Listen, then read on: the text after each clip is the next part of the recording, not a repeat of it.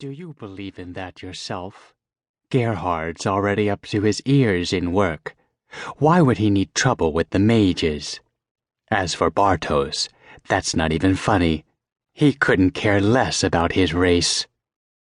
I understand your turmoil, brother, but I will repeat the old truth. You need to have faith in the best. Who knows what is in store for this recruit? Maybe wiping him out would cause a war with the mages. That's good reason to give the kid a chance. Why not?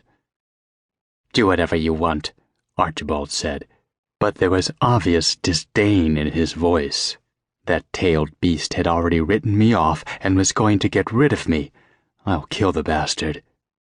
If you want to get him up and running, you are welcome. They will be sent to the academy in 3 hours. I am not going to teach him. If you want to bother with a future corpse, go ahead. I'm off to see the head. Don't forget to send me the recruits, Sharda reminded him, and then my consciousness decided to take a break again. Does everyone understand the sequence? The first thing I heard after returning from the Nowhere Land was Sharda's question. If you try to remove a complete stun using the standard method, your patient will become a vegetable. The body will awaken, but the mind will remain blocked. So first we bring back the spirit, and only then work with the body. If I read Sharda's tone correctly, at this time I had the great honor of serving as a guinea pig used to teach young, inexperienced neophytes. Forgetting that my body was not obeying me, I clenched my fists and tried to open my eyes. I had no desire to serve as a museum exhibit. However, as soon as my eyes opened, incredibly bright light hit them, as if a piece of directly aimed sunlight was set right in front of my face. I shut my eyes reflexively, turned away and pressed my palms to my face. The light was blinding even through closed eyelids. Had the mind not awakened, Sharda continued to explain, unperturbed, our patient would not have made such a frightful face and tried to cover himself from the light. He would not have cared. Remember the main rule when using magic. After applying any ability, you must check the result, because even a harmless treatment can result in a horrible death if, for example, ulcer stitches in the stomach dissolve together with a blood clot. Anything can happen. Sir Shadaganbot, may I ask a question? A male voice asked in an ingratiating manner, making it sound extremely unpleasant.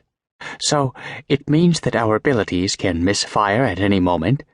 Is this determined by something, or does the game itself determine the probability of failure? That's a good question, responded Sharda, or Shadaganbot as he had just been called. When you learn your first spell or ability, your spellbook will update. It will have the inscription with the ability's name, description, requirements for use. There will be a lot of things noted there.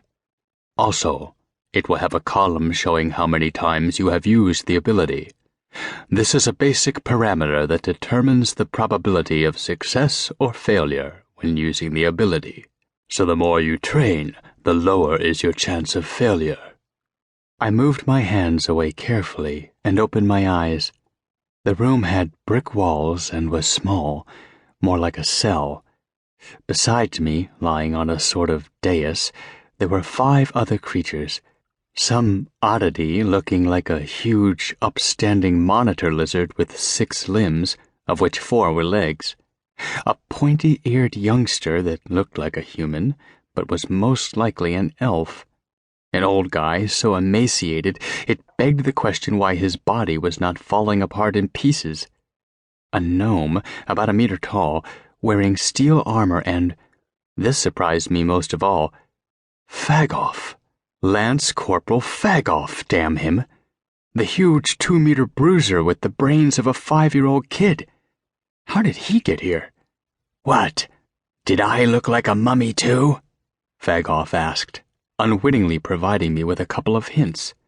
First, the former Lance Corporal was addressing the gnome, thus revealing who was the boss here.